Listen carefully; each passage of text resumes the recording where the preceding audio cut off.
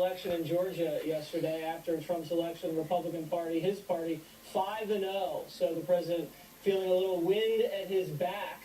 He hit on a lot of the high notes, infrastructure, tax reform, immigration, North Korea, China. Also weaving some amusing anecdotes into the stories and slamming the mainstream media as usual. Gregory, what struck you from this huge rally out in Cedar Rapids? The gum chewing was a little irritating, but I was chewing gum.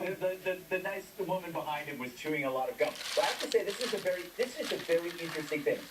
Everything he talks about, law and order, security, national defense, he's talking not about himself. He's talking about them. I'm here for you. I'm here for you. So this is where you get this incredible distinction.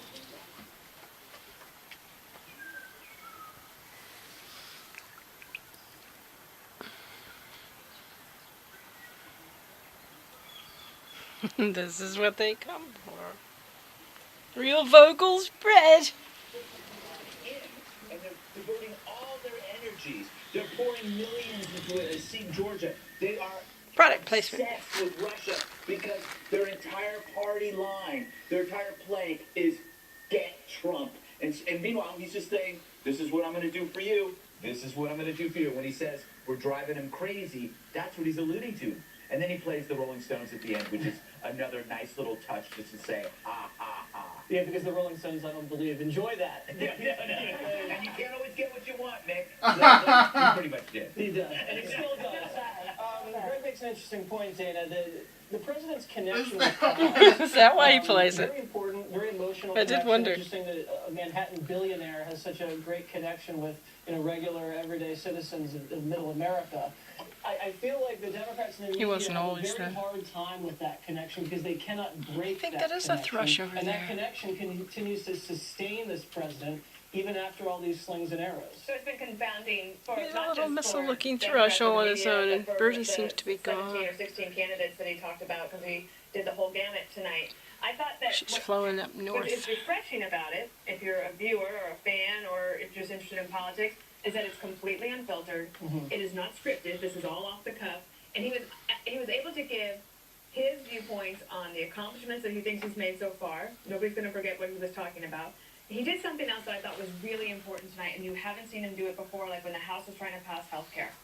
He laid out the case for why we need health care reform, and he said, the Republicans are working on it, we are going to bring it to you, and it doesn't matter how good the bill is, we're not going to get a single Democrat for it. What I think that was saying to Republicans back in Washington is, I've got your back, I'm going to provide some air cover for you because this fight is going to happen within the next 7 days, and that bill will be public tomorrow. It'll be voted on, hopefully, well, the Republicans say they'll hopefully vote on it by Wednesday. And he goes to Iowa and he makes these points in a state that where Medicare and Medicaid mean a lot, and they have a governor who's paying a lot of attention. We're going to spend a lot of time on it this hour, but I would say healthcare in particular, and also he talked about the future for tax reform, and in particular in Iowa talks about the death taxes.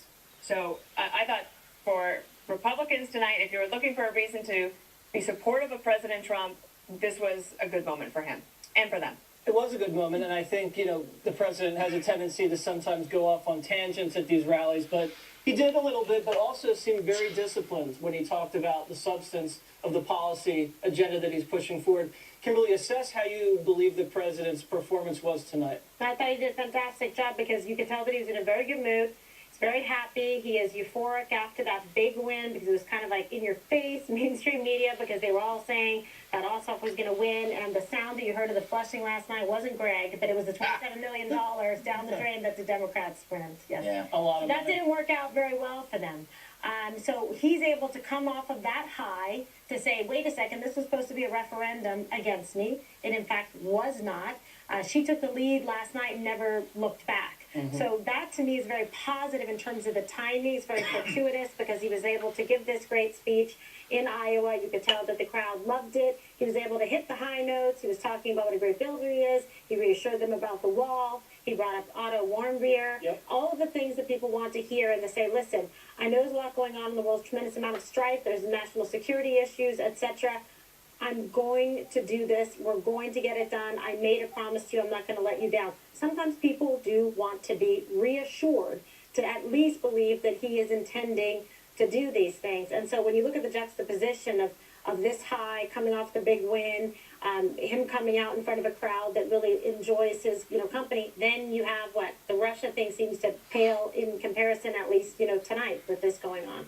Very effective performance, Juan. I think the Democrats probably fear this style when Trump gets out there in front of a big crowd, as opposed to doing stuff from the podium in D.C.